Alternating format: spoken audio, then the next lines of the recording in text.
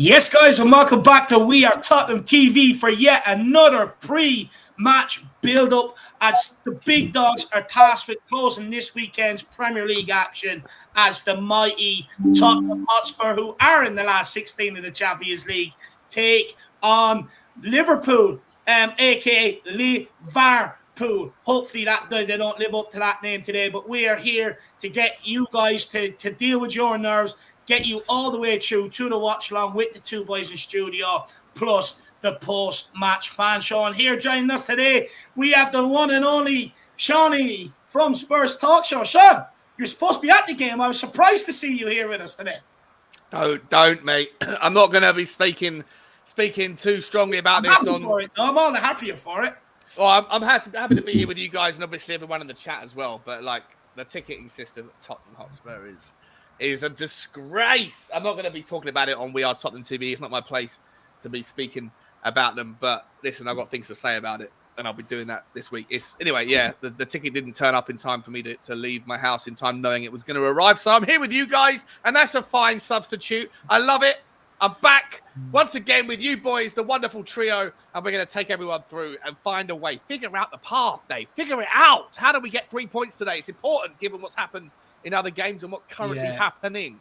So what I will say is we do have a bad record that when results go our way, we don't usually capitalize on it. But like Sean said, we are here to find solutions today to try and make that happen. What's after happening there? Villa 3-1? Villa 3-1. Come on. That's good for us. Hopefully now we can capitalize on this. But Amir, how are you doing, brother? Good to have you back, brother. Thank you so much. Thank you so much, David. I'm doing very well, and I'm really excited for this match because I honestly think, I don't know about you boys, I've been thinking about this one all day. I think it's the perfect time to play Liverpool in terms of their injuries, in terms of how they're looking. So I'm really looking forward to us hopefully going out there and getting at them and not starting slow. That's going to be key for me. Although having said that, we'll probably let in a goal and then go and score 2 or 3 in the second half because that's just the way we do things at the moment. But I would like to see a fast start. Very excited. Very. Do you know what, though, Amir? I think we do start fast. I think the problem is that we start to get a bit comfortable. We start misplacing passes, this, that, and the other. And then all of a sudden, just gifting possession back to the opposition, which means then we end up sitting back more and more, which then invites the pressure, which then invites the mistakes. And that's why we end up going in one down. But I think it's the last 4 games on the trot, Sean. We've gone in 1-0 down at 45 minutes. And the last 6, we failed to score in the first half of games. This is a trend that can't keep continuing. And it has a knock-on effect. Look, we're even if we do start well, we're not taking our chances and then we're conceding goals. Or even if we do start well and we end up conceding goals, so therefore we're not really creating chances because we're sitting so far back. So no matter what we do has that knock-on effect. Some people are saying it's tactic. Some people reckon it's maybe players preserving themselves for the World Cup. What do you think the issue is, Sean? And how do we overcome that today? Because Liverpool has also started bad in first half of games. And when they tend to drop. That's where they drop their points. So we really need to have a good first half today. We do. Listen, I was gobsmacked when this theory started being banded around that Tottenham is a deliberate tactic to preserve energy because we're playing 2 games a week and we haven't got the squad depth and there's a lot of injuries and that it's actually coming from the top, coming from Conte to preserve energy. When that first was starting to emerge as just a theory, I was like, no way. That can't possibly be true. I don't believe that we would do that. And then bit by bit, it's proven to be more and more frequently found. And then you've actually seen there's comments and comments from players and from the manager that are suggesting that that's the case. And that's insane to me because the benefits of doing it don't outweigh the costs if you continuously drop a goal. If you continuously go in at halftime, or at least in the up until the 50th minute, because we've also got a propensity to concede early in the second half. And then we come out and chase. And then we've got this ability to spread our wings and play without the shackles on, take the handbrake off, whatever you want to call it. For me, if that is, I want to see Tottenham be able to play consistently for 90 minutes. If we've got this, I know, poor late Gian Piero Ventroni I know he's missing, and RIP. But like he got the boys in the best shape of any football team in the Premier League. So if any team should be able to go the distance, it should be Tottenham. And like I like the fact that we don't give up until the 93rd minute, 94th minute. I like the fact that we can go after in the second half. Well, on that point, just quickly, Sean, Tottenham have claimed the most points from a losing position this season, which is 10 points. Yeah. Now, listen, I like that. I like the fact that we've got this spirit about us, this doggedness that comes out and chases it, and I think even the games where we didn't get the goal back against Frankfurt, we were robbed. I think. Well, I'm not sure if we were robbed or not, whatever. But that whole VAR thing, it could have worked there. I think against Newcastle, that particular game had 53 minutes of open play football. It was like the record low in the Premier League because Newcastle were doing their thing and playing the game the way they play it, and fair play to them for getting away with it. But if we had an extra 10 minutes on the clock, I think we would have found a way to break them down. We were knocking on the door. So listen, I'm very much proud of the fact that Tottenham don't take going a goal down as some sort of like defeatist attitude. We have a way to fire back, but I just don't like the fact that that's the way we set up. If we have to pick a half to go for it, I'd rather pick the first half. I'd rather go for it in the first half and then have something to protect rather than go into half time with something to regather, to recapture. I see what you're saying, Shawnee. I see you make a fair point, but my issue is why are we letting in these goals in the first half in the first place? We shouldn't be getting to the point where we're needing to come back from a goal from 1-0 down, or even against Bournemouth 2-0 down at half time. Yeah. What we should be doing, if he wants this whole start slow business, maybe we're trying to nick a goal on the counter attack, and I can understand it. So if that's the case, we need to be precise in our attacking play. In that final third, when that ball comes into the front three, it needs to be the balls into the front three need to be precise, and then the ball onwards for the assist and the cross into the box need to be of top quality. And we see when Perisic is there putting in balls, we can see that it works. You know what it is, Amir? For me, mate, listen. You can obviously throw your mud at the players at the top end and say that none of them have been on the ball this season, and I completely agree with you. But in the first half, a lot of people would say the back line isn't strong enough without Romero, and even with Romero, he's had a bad season. Then the rest of the players are a bit of a hodgepodge mishmatch of playing out of position or just not good enough anyway. But I actually think that the reason why we get caught out in the first half is usually by losing the second ball in the midfield. And that's the start. That's usually the catalyst to when we get caught out of possession. It's some reluctance to go in and be brave, or to be just anticipatory, if that's even a word. I'm not even sure if that's a word, but like to have some anticipation where these guys know the game. They know where someone's going to head it. Like anticipate it. Try and win that second ball, because if you were to get the stats up, I've seen them, but I haven't got them in front of me. If you look at the amount of second balls that we've won on average, it's a percentage relative to the other guys in the top 6 or 7 positions. We pale in comparison. And usually it's that lack of desire to win the knockdown that then creates the opposition having an overlap. And then because we've got slow centre-backs in Longley and Dyer and Davies or Romero or Sanchez, take your pick, maybe not Romero, but the other four, that when you get caught out slightly more high up the pitch and someone's running at them, they haven't got the ability to defend at pace behind. And so for me, if you're looking for a culprit as to why we go one down, which was your question, Amir, I think it's actually usually the inability to win the second ball that's the cause of that problem. Do you know what? I actually think it's a combination of everything. I think it's a combination of us not taking our chances. I think it's a combination of times players across the back line maybe getting a bit comfortable, and that's when you start seeing misplaces. And I think, Sean, you're also correct. I think it comes down to also adding into the combination of the desire to win them second balls, maybe the desire to turn the ball over a bit higher up the pitch as well. Because if you look at it, I think we're one of the lowest in terms of turning the ball over up in the opposition's half, and I think that has to improve. I think.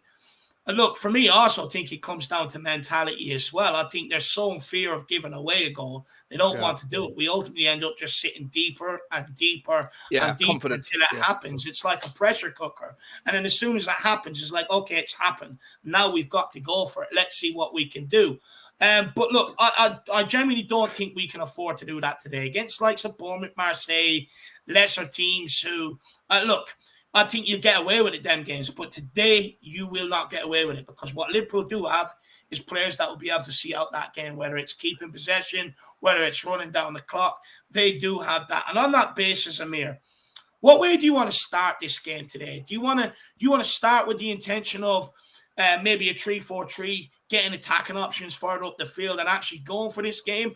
Or do you think we should start with maybe trying to stifle Liverpool and catch them on the counter, which has worked well twice last season, one at the Tottenham Hotspur Stadium and one at the at Anfield, where ultimately we did end up frustrating Klopp and stopping them winning from the league. Now, for me, I actually don't want us to start with looking to stifle Liverpool. I think even when you start to look to attack, that should always be a part of your game plan, looking to stifle the opposition. Because what I notice is when we sit deeper, or when we sit back, or when they're encouraged to sit back, they sit deeper and deeper and deeper, and the inevitable starts happening. We allow way too many shots on our goal. So I don't want that to happen today. But I mean, what way do you want us to start this game today? What mindset should we be going into it? Yeah, I've been pondering this question for the last couple of days, and I keep going back and forth. But I would stick with the 3-4-3. I think that's our best formation. We're most comfortable there with Kulu coming back now. I think that's going to be a huge bonus for us, and hopefully he's going to be back on his top form. The 3-5-2 maybe, but it does give you a bit more security there in the middle. But I just don't think we look as menacing attacking wise with those two up front. I like the fact that we have three there, and that we can pounce and really test their defense. Virgil van Dijk, I don't know what's happened to that guy, because he's gone from hero to zero, because he's been shocking recently. So we really need to test them, and I think that 3-4-3 is the best way to go. And I was even thinking, what do we do with Sonny being out? Poor Sonny, may get well really soon, speedy recovery and all that. I think Perisic should maybe play up there instead of Sonny, and then you've got a Sonny and Sessegnon, Perisic and Sessegnon to counteract Salah. I think that's not a bad way to go today. Do you know what? I would like to see Perisic maybe given a role further up forward, because despite what people have made of his performances this season, he's still got 7 or 8 assists to his name. So he has been quietly effective. But Sean, I do look at this Liverpool team, and it's weird in a way, because the right-hand side is their biggest strength, but it's also their biggest weakness. You've got Mo Salah going forward, who, look, he always performs against Tottenham, always turns it on, always scores, and you would say arguably Liverpool's biggest threat. But then they've also got Trent Alexander-Arnold behind them, where teams have literally exploited him the last few weeks and been able to get joy out of it. And teams have been doing it for all season long with Trent. So what do you do, Sean? Because the wing-backs are going to be important, regardless what way we set up in terms of formation. Wing-backs is important, but especially who starts over left wing-back. Do you go with Sessegnon, who, in my opinion, some people say, look, he's better defensively, but when I look at Sessegnon this season, I haven't actually been impressed with him defensively. Even the game where they gave him man of the match against Brighton, I still think they got way too many crosses in from that side. I don't think it was warranted. He played poor against Chelsea. He was shite the other night against Marseille.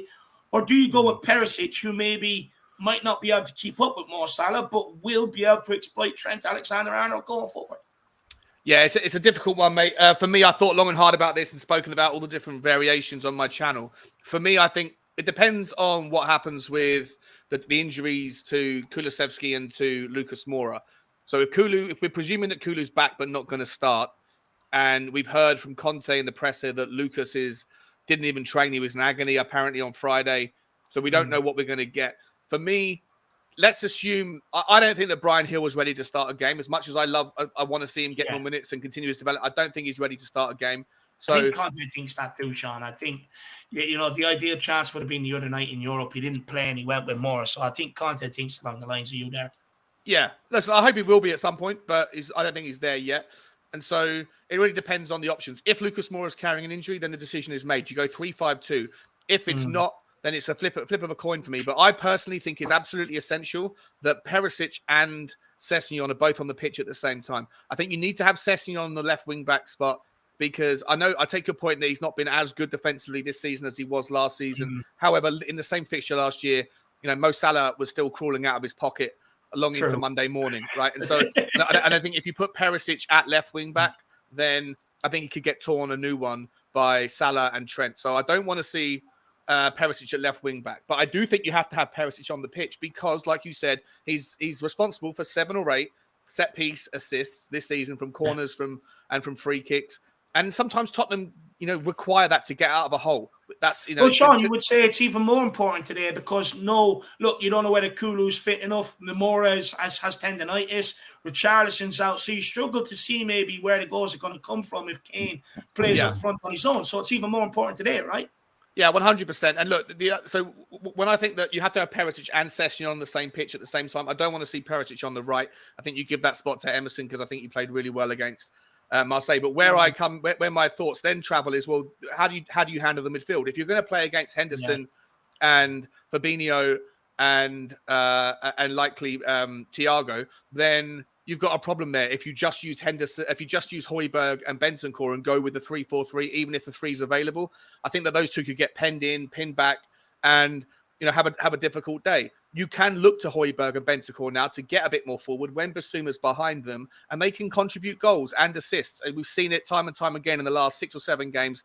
Bentancur and Højbjerg have been at their best when they've had Basuma behind them. And so for me, the way that it all shapes out, when I consider all that, I think that we probably go 3-5-2. And as crazy as it sounds, I wouldn't mind seeing Kane and Perisic play in the front two. I think that Perisic is going to be one of the slowest front twos in the history of the Premier League. Yeah. Right. But Perisic does have the ability, despite his lack of pace. And I've been watching this, and I don't know if you guys have seen this.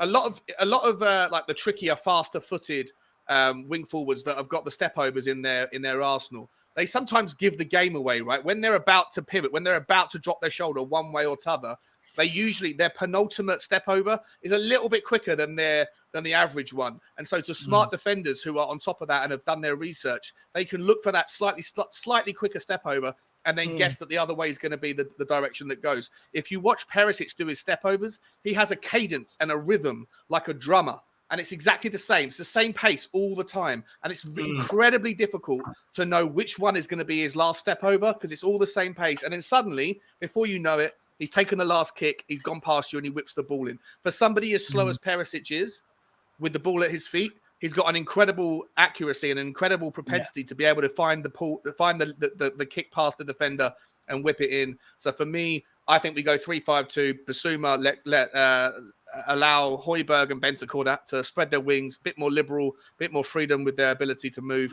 and then hope that Perisic can do a decent job. The only thing that worries me is that his ability to shoot or his confidence in his shooting is not there like it was for Inter last season. But that's the way I'd go about it, Dave. Do you know what? I actually, this is something I've been saying the last few weeks where people saying we haven't had the players to go 3-4-3. I'm like, well, we do. You could push Perisic further up the pitch. So I actually like that thinking, Sean. But Amir, is there also a case? And look, for me, not just for me, I think for all of us, I don't think the experiment worked with Perisic and Sessegnon playing both wingbacks because that's another way you can keep them both on the pitch. Sessegnon on the left, put Perisic on the right. But for me, it didn't work against Marseille. Do you think we might see that again today, Amir? I don't think so. David. I think he loves Royale. He's got a thing for Royale. Conte's got a real man crush on Royale. He's going to be playing today. Don't you worry about that. Mr. Emerson Royale will be in there. So I think that was just a trial thing that he just tried out. But I think Emerson will be back. Cess will be in there because considering how he played, brilliantly last season up against Salah. The question is really, what do we do about this 3-4-3 business, or is it a 3-5-2? Surely I get why you'd want that, stability in the middle with Basuma being in there. I can understand that. It's just sometimes I've seen us at 3-5-2 this season, and I think we lack a little bit of that extra threat up front when we've only got 2 up there and we don't have. I think he just encourages us to sit deeper and deeper, if I'm being honest.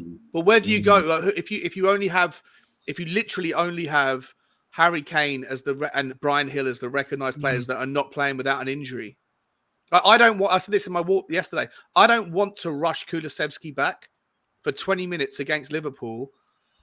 Just in case, like once you get that hammy injury for the 3rd time in quick succession, that's exactly what happened to Michael Owen.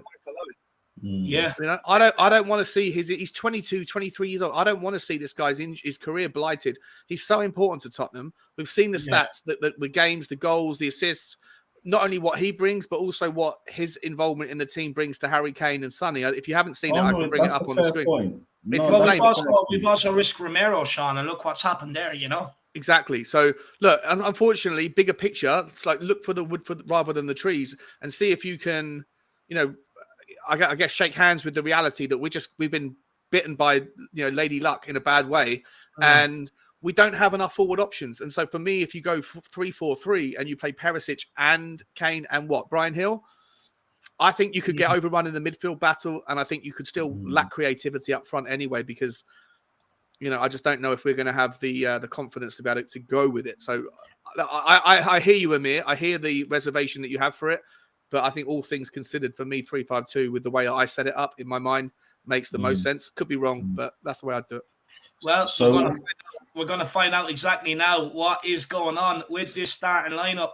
So, of course, as you can see, we have Lloris in goals, Emerson Royale at right wing back, Dyer, Langley and Davies across the middle, which I'm happy about. No Sanchez. Session starts at left wing back. Sean looks like he's got his wish. Basuma, Bentancur, and Højbjerg across the midfield tree with Kane and Perisic up front. A lot to talk about, but on the bench, we've got Fraser Forrester, Japhet Tanganga, Matt Doherty, Davinson Sanchez, Ollie Skip, Papa Matasar, Dejan, Kulu Sexy, Brian Gil-Messi, and Lucas Moura. Sean, you got your wish, Kane and Perisic up front. Can this work? It has to work. No, I think it's like I said, it makes the most sense to me. I've chewed over every other variation. I like it. It's the one I've settled on. I think there's still going to be problems. I think that it's going to be one of those days. And I think you needed to have Perisic on there. I think Conte's thinking the same way that we are. Hang on, stay in the game to see what version of Liverpool turn up. They could be there for the picking as well. But in any event, if we can draw fouls, free kicks, corners, we've always got a chance when you've got Perisic taking the set pieces. And look, I'm not expecting a high-scoring game, but that's the version of the team that I wanted to see. So I'm happy with that. Amir, what do you make of starting lineup? Perisic up alongside Kane. Basuma's being trusted with another start today, forming a three in midfield. I'm happy for Shawnee that he's got his way as well. I'm happy that Shawnee got his way and that Kulu's going to be nice and rested, going into the next few games as well. So he's going to be a great coming back for us. I'm looking for that stability now in the middle. The fact that we do have that extra man in the middle, I'm going to look for us to control this game. I don't want to see Liverpool on the ball too much. And I'd like to see us creating chances from the start. Hopefully none of this slow start business will continue to trend because honestly, it doesn't do good for any of our Spurs fans' hearts.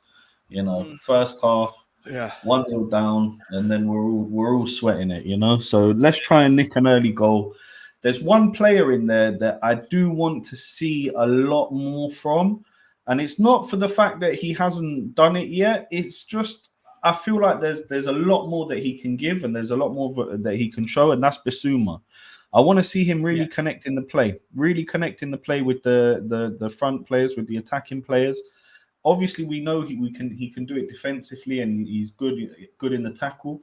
But I'd like to see his link-up play improved a bit. But overall, I'm feeling good. I like that lineup, and I'm feeling confident going into this, guys. Honestly, and I never usually say that against Liverpool. Do you know what? How you feeling, Dave? When I look at the lineup, right, I think it's probably the best we could have done with the circumstances going into this game. Look, we all knew Kulu wasn't going to be 100% fit. Lucas Moura is struggling from tendonitis. So we just don't have the bodies in the forward area. And look, as much as I love Gil-Messi, it probably is a big ask for him to start the game and have a massive impact in a game like today. So I think, judging by the circumstances, I like this lineup. I think Hugo Lloris has been better the last few games. I think Emerson Royale, although many people don't like him, I think he came on. He had a good, massive impact against Marseille in terms of defensively and going forward. Hopefully we'll see that today. He also had a massive performance against Liverpool at Anfield at the back end of last season. Me personally, I actually think Dyer being out at right centre back actually suits him a lot more than him in centre back, in my opinion. I think he has to do things a lot quicker, which actually helps him maybe stay switched on and concentrate longer. I really like Langley in the middle, moving the ball from left to right as quick as he does. Davies at left-sided centre back. Look, I mean, for me, I'd much rather play this guy than Davinson Sanchez. I think defensively you can rely on him. Again, I have questions how we're going to be able to move that ball down that left-hand side between him and Session, but hopefully they can work it out. Session, look, we'll wait and see what performance the guy gives us. It was an absolute horror show against Marseille, shanking things, slicing things, absolutely erratic and all over the place. Hopefully, he's back over on the left today. Hopefully, he slots in a lot more comfortable. And what I really like is Bentancur and Højbjerg. I think Liverpool, where they're most dangerous at, is when they have Thiago on the ball, picking his passes with the range he has.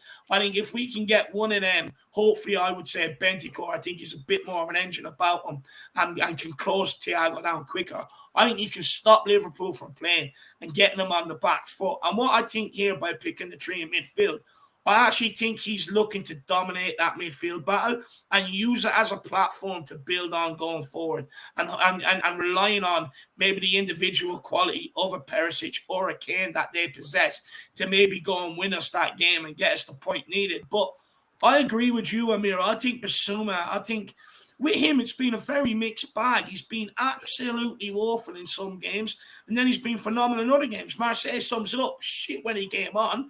And then second half, I thought he had a much better second half. Sean, have you been impressed with Bissouma so far? And it's a big game for him today. He's got to prove his worth. Massive game for him today. If you don't mind, Dave, whilst I give you my answer, do you want to just flip to my screen? I've got the Liverpool screen up for you. So, like, it's as I predicted. Apart from no Henderson, and you've got Harvey Elliott in there, so they're going 4-3-3. Trent on the right, Konate and Van Dijk, and then Robertson on the left. Fabinho, Thiago, Elliott in the three in the midfield, and then Salah, Firmino, and Nunes. So it's going to be a real challenge in the midfield, and I think that Conte's got it right.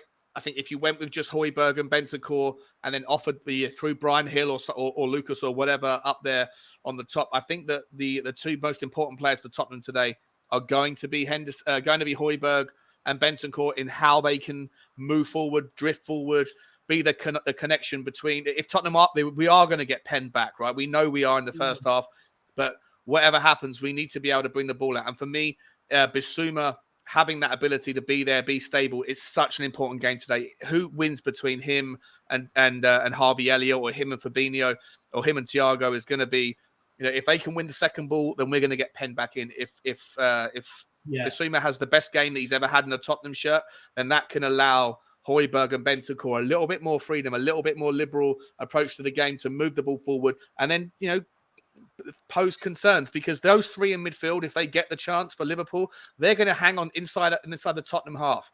When they get the ball and they push it down their right-hand side or down their left-hand side, when Tottenham can regather it, if we can regather the ball and move at pace on the counter, I don't think that those three midfielders. It's actually interesting. I think that Harvey Elliott's been brought in because he's younger. I think he's got a bit more pace than Henderson. And so maybe they're worried about the ability. He can play as well. I think when you look at it, either side of Fabinho, they've got two sort of technicians.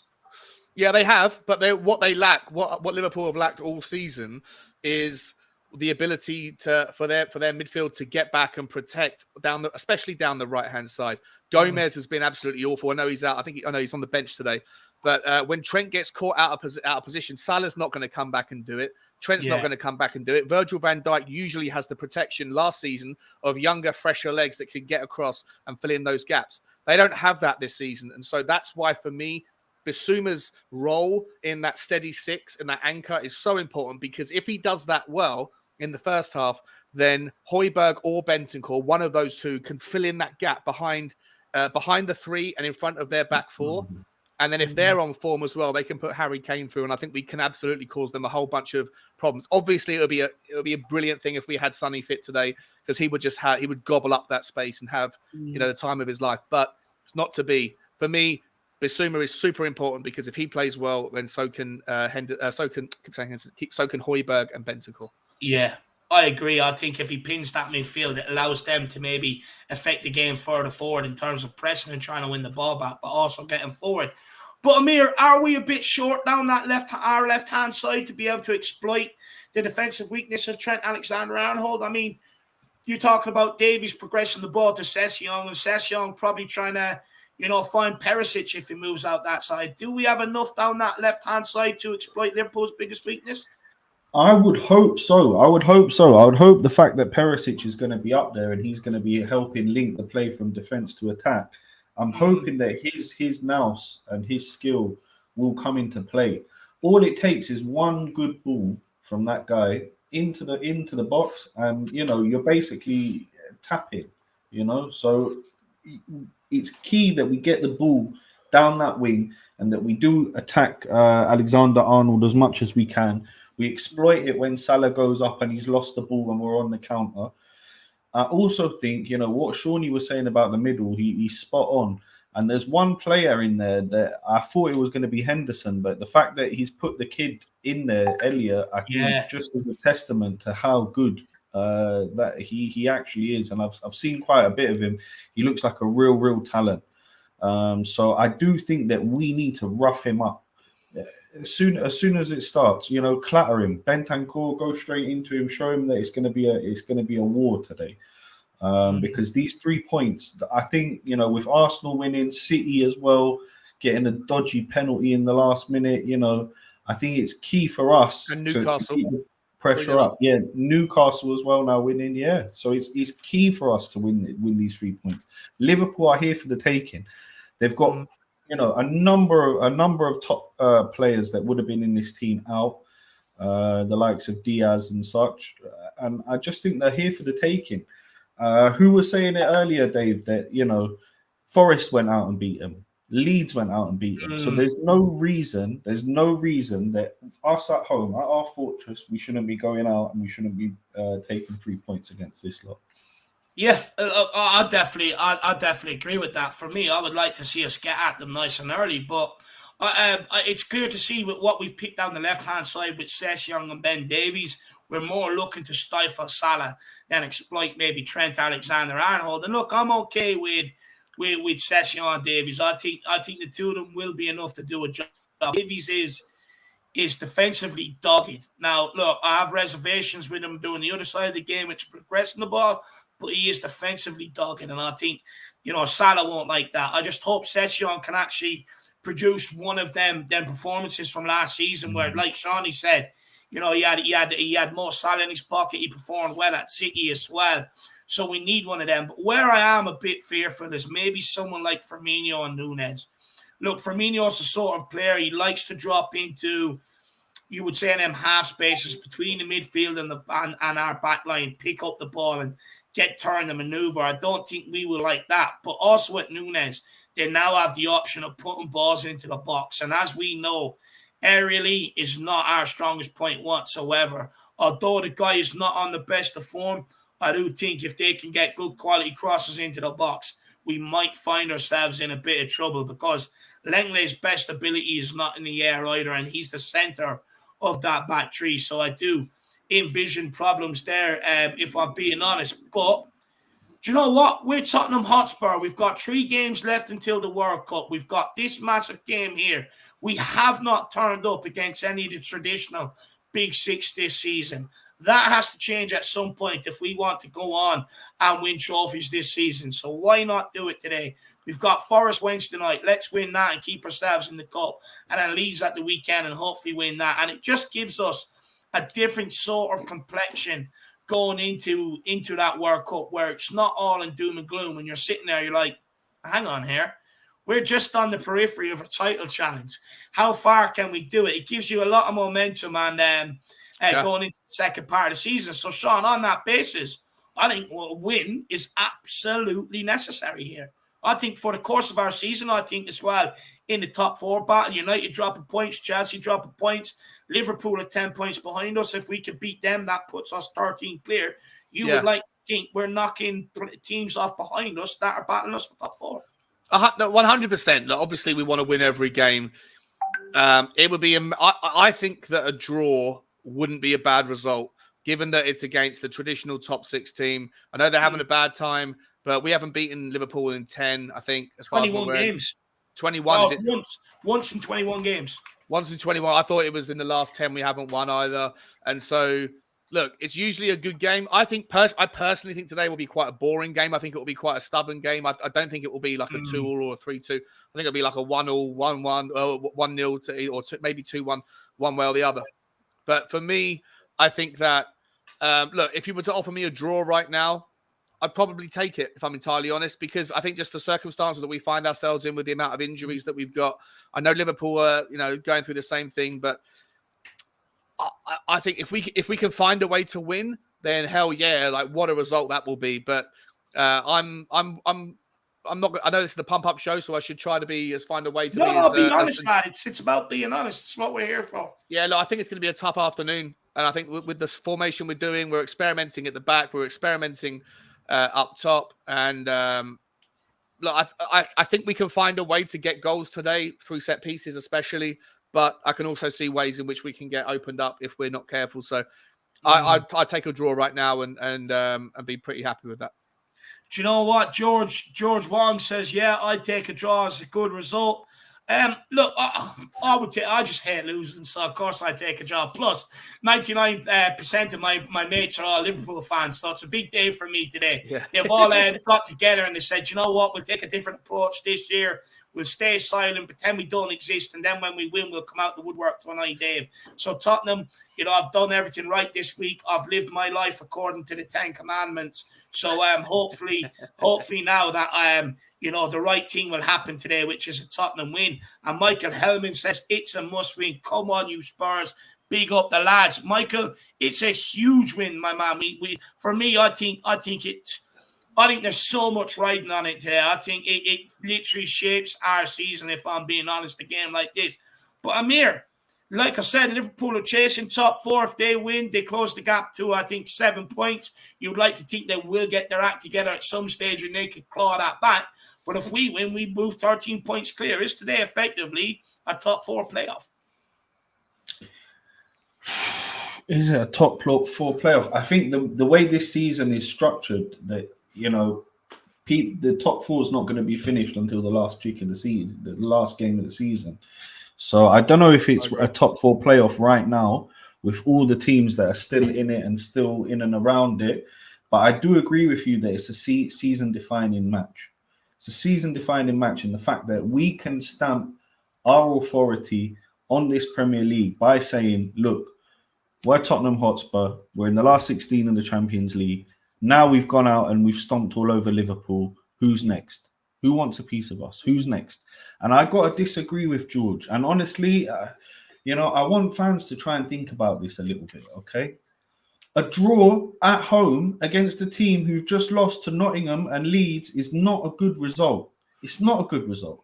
I'll be okay with saying that it's a decent result or it's an okay result. I think that kind of language is a little bit more appropriate. A good result is nicking a 1-0 win. Do you think Sean should be more optimistic than Amir? That's fair. No, it's a fair point. No, I do. I really do. And I think it's part of, we've got this ingrained in us from the 90s where we just drew and lost so many games that we think drawing is success. It's not. It's a fair point. It's a fair point. Yeah, I feel a bit ashamed of myself. We should be going out there. We should be going out there to get the 3 points. And if it so happens that, it's 1-1 or 2-2, okay, it's a decent result. It's Liverpool. But we can't be setting ourselves up with a defeatist mentality. Look, if Aston Villa can, with the squad that Aston Villa have got, can go and smash Man United off the park, right? Like you say, if Leeds and Nottingham Forest can get results and get wins against Liverpool with the squad that they have, then we should as well. We have to have belief and faith in ourselves. That's what I'm saying. Yeah, it's a good point. It's a good point. It's a good point. All right, then 4-0. 4-0. Let's do it. No, I'm not. Yeah, that would be a perfect result. That would be a perfect result. Speaking of that, let me ask you this. I think, look, we're all excited having Kulu back in around the squad. He's been dearly missed. We really have struggled to create chances, get the ball up into forward areas and hold it up there since he's been missing.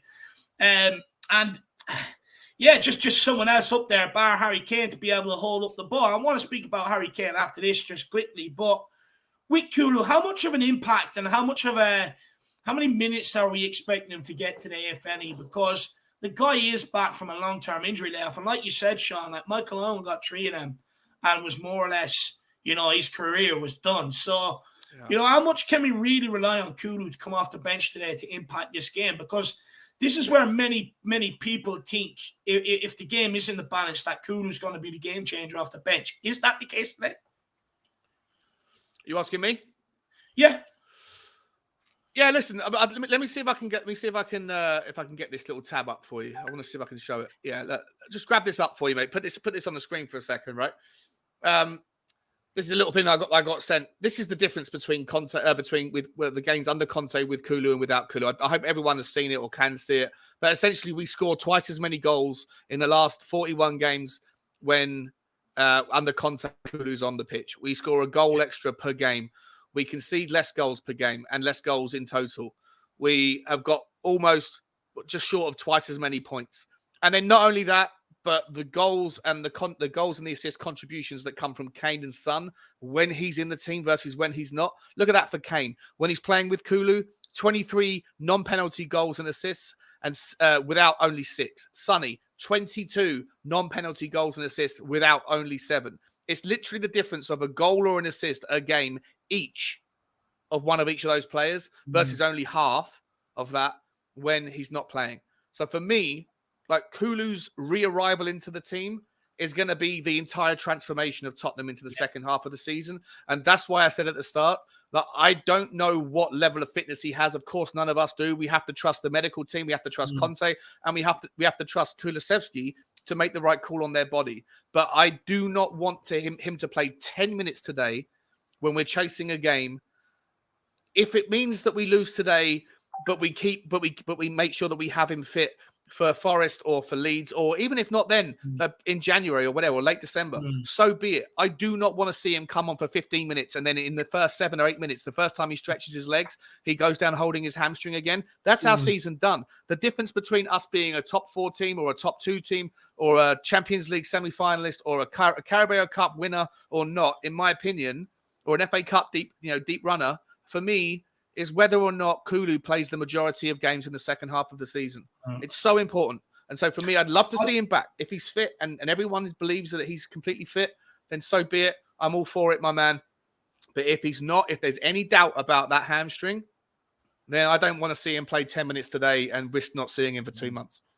I think when you look at them stats, I think you can obviously see how Kane and Son's numbers are completely in half, if not in a third, because when you look at what Kulu brings, if Kane gets the ball, he's spinning off him, he's running in behind, which gives us an out ball. If not, he can also hold up the ball. We have someone else to hold up the ball rather than Kane, so everything's not trafficked through Harry Kane. He can also get on the ball and run it himself, which alleviates pressure, which gives Kane and Son time to make runs, picking up space to receive it. So I think I cannot wait to have Kulu back, to be honest with you. And for me, I just think he's that final piece of the puzzle, like you, Sean, that when he's back, I don't think there'll be any more questions over 3-5-2 or 3-4-3. Where's the goals going to come from, etc.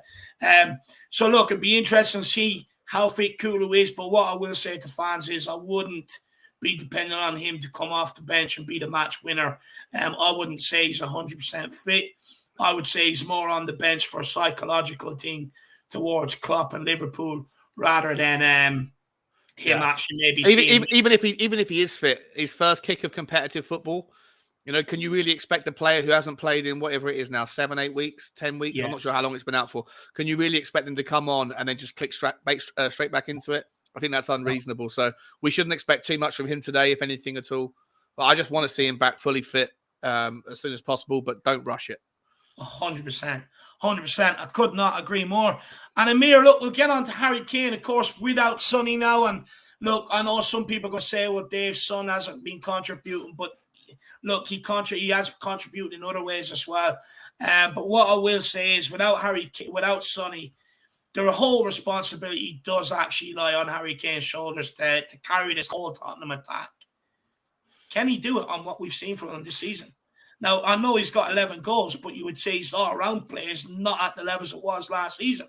Can he carry this Tottenham attack and get us through this bit of a crisis? Because that's what superstars do. It's a fantastic question. I do think, however, then another question needs to be asked to solve that one. If we manage to get the right deliveries into the penalty area, into that front third of the pitch, and we give Harry Kane the tools that he needs to get the job done, he'll get the job done. He may miss one. Give him the second, he'll put it in the back of the net. So it's really up to the players around him and you know, the wingers to get up and really supply him with the balls. Because if he's supplied with the tools, he's gonna get the job done. And I have you know, no doubt in that. I think the issue that we're having with Kane is that he's sometimes, you know, not going missing in games. I wouldn't say going missing, because whenever he gets the ball, he's still trying to do things. He's still trying to take his players on and trying to play a key ball. But he's been frustrated in a lot of games. He's been frustrated getting that service. You know, he's not going to get as many goals. You look at Haaland up at City. You look at what's going on over there and the amount of goals he's scoring. That's because he's provided non-stop. If we were providing the same way that City were providing for Kane, Kane would be already on 20 goals this season. And I have no doubt in that either. So we've got to make sure that we're providing for Kane. And so to the answer to your question there, we've solved it. He'll get the job done today. 100%. Do you know what? I agree with you when it comes to providing chances. It would be nice to have that in the team where we could do that, but we don't. But at the same time, someone like Ronaldo, someone like Messi, even though they've had the supporting cast out injured, Shawnee, they've still been managed to drag their teams through games and help them get the points. Is Harry Kane at that level? Can he do that today? I think this is the biggest question. I think that the opposite is also true, my man. I think come of the hour, come of the man. Harry Kane hasn't always been there on big games, right? He hasn't. And I think, look, I'm not blaming him at all right now. He's found a way to score 10, 11 goals this season, but he does look like he looks absolutely exhausted. If you watched in the last minute against Marseille when he got that ball and he put Højbjerg through, he didn't even run after it. He didn't support him at all. Højbjerg was one-on-one. And I'm guessing he thought Højbjerg was just going to kind of play for time, wind the clock down or whatever. But even when Højbjerg scored the screamer to win the game and send us top of the group and go through as winners, Harry Kane didn't put a sprint on, right? It was a great night, but Harry Kane looked absolutely shattered. But to me, look, you want to be able to rely on your big guys to step up, and we haven't this season in particular. You know, we haven't been able to rely on Kulu because he's been injured. We haven't been able to rely on Romero because, you know, sometimes he's injured, sometimes he looks just disinterested, whatever. We haven't been able to rely on Sonny. He's looked all at sea. But you know what has happened instead?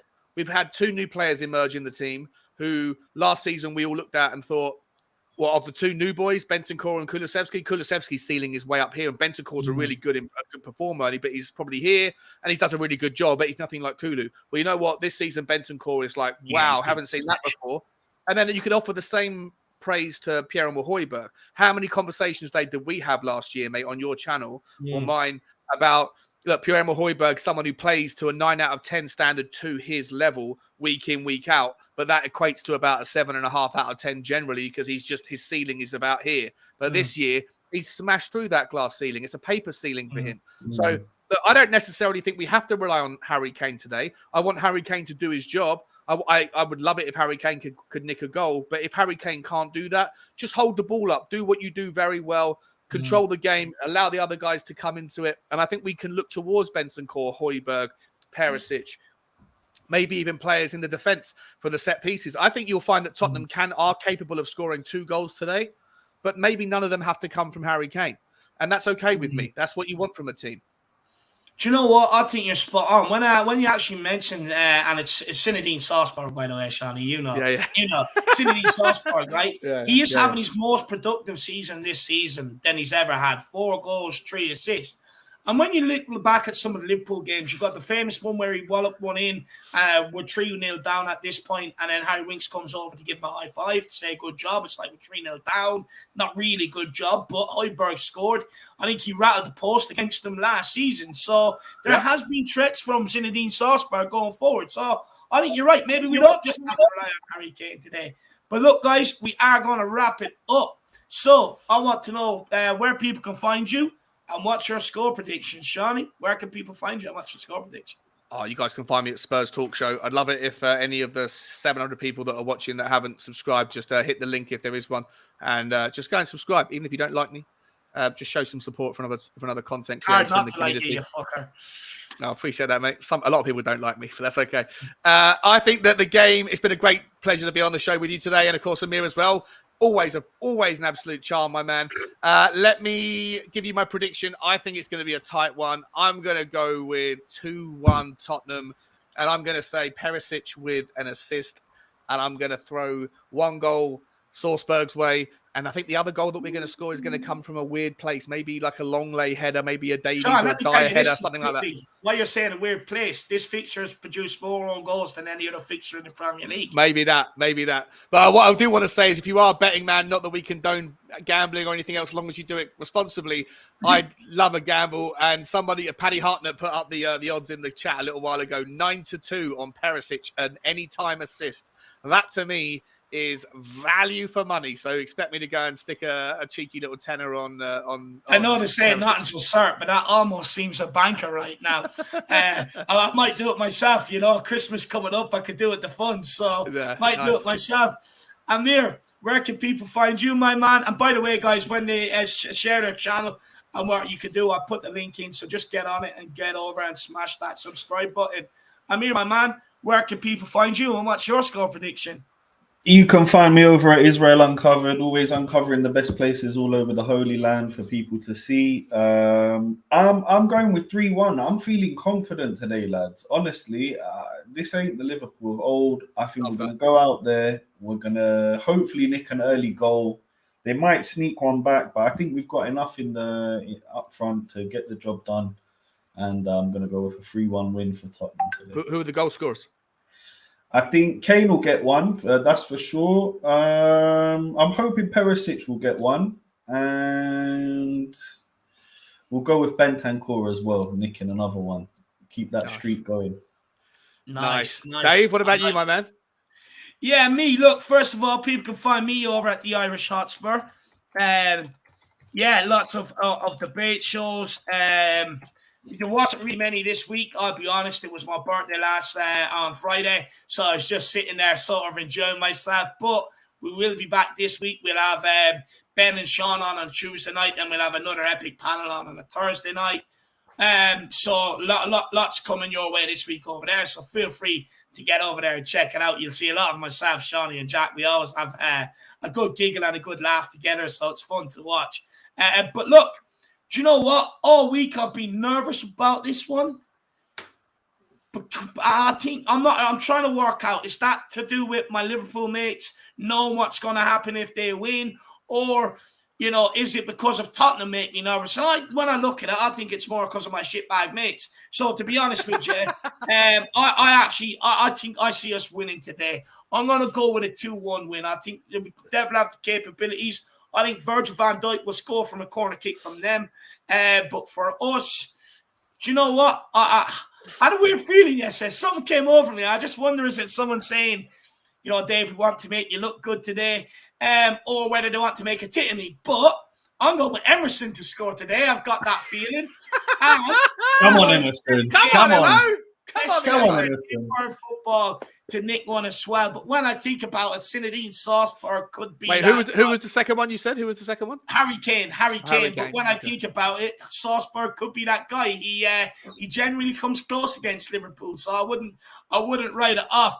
But guys, we are going to end there. Hopefully, what was your wait, 1 second. What was your prediction? Scoreline prediction? 2-1. 2-1, same as me. Okay. Yeah. Nice. 2-1. Come on, Spurs. You have the capabilities of getting 2. But look, guys, we're going to end it there. Hopefully, we've got you guys all the way through to the watch long. We've killed your nerves. We've got you pumped and excited.